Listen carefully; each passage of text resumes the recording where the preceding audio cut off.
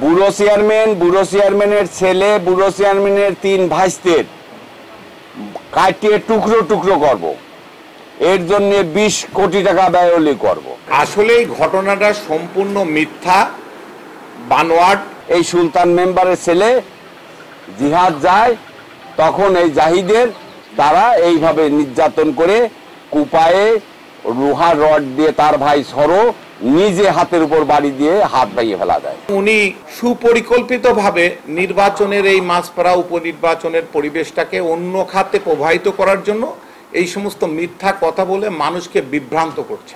অতীত ভুলে যায় 20 কোটি টাকার নাম কইতে তো সমস্যা নাই, ট্যাক্স ধরলে কি হতো সেটা আল্লাহ জানে। 2 দিন পিছনে তাকায় দেখেও 20 টাকার জন্য মানুষের কাছে দাঁড়ে দাঁড়ে ঘুরে বেড়াতে হয়েছে তাদের। মানুষের পয়সা মারিয়ে, মানুষের পাটের টাকা মারিয়ে ওই শেষ করছে সাহা নামে এক লোকের। ভাই, আমি আপনাদের মাধ্যমে জানাতে চাই, আসলে আমি গরিবের সন্তান। আমি তিল তিল করে পরিশ্রম করে, আমরা প্রত্যেকটি ভাই ব্যবসা করি, আমাদের সবারই শিল্প প্রতিষ্ঠান আছে। তিল তিল করে গড়ে করে করে করে আমরা আজ এই জায়গায় এসেছি। আমরা কখনো মানুষের কাছ থেকে কোনো রকম অবৈধভাবে অর্থ উপার্জন করা বা কোনো কিছু চিন্তা করি না, বা ইনশাল্লাহ ভবিষ্যতেও করব না। গরিব ঘরে জন্মগ্রহণ করা যেমন মানুষের অপরাধ নাই, আমিও গরিব ঘরের সন্তান। আমি সেই গরিব ঘরের থেকে আজকে এখানে আসছি। মুরগির ফার্মের দিদার সাহেবদের ওই ফার্মের অংশ করা দিছিল আমার ভাই, লোন করে দিয়ে ওর সুজাউদ্দিনের নিদান। অতীত ভুলে যায় 20 কোটি টাকার নাম কইতে তো সমস্যা নাই, ট্যাক্স ধরলে কি হতো সেটা আল্লাহ জানে। অনেক কথা বলছে।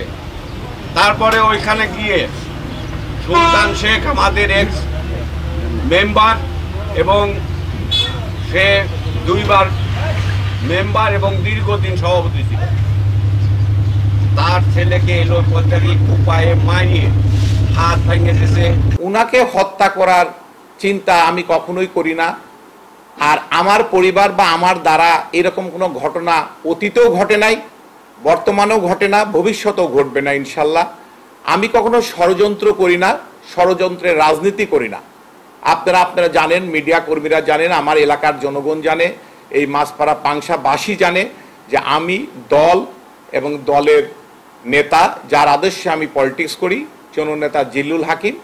যেই জিল্লুল হাকিমের কথায় আমি সর্ব কাজগুলো করি, দলের জন্য কাজ করি, এবং দলের জননেত্রী শেখ হাসিনার হাতকে শক্তিশালী করা জননেতা জিল্লুল হাকিম এবং তার সুযোগ্য সন্তান আশিক মাহমুদ মিতুলের হাতকে শক্তিশালী করার জন্য দলের যে কোনো বিপদ প্রয়োজনে আমি অর্থ দিয়ে, শ্রম দিয়ে, আমার পরিবার, আমি সহ আমার পরিবার এই দলের পিছনে পরিশ্রম করি। এটা এলাকার মানুষ সবাই জানে।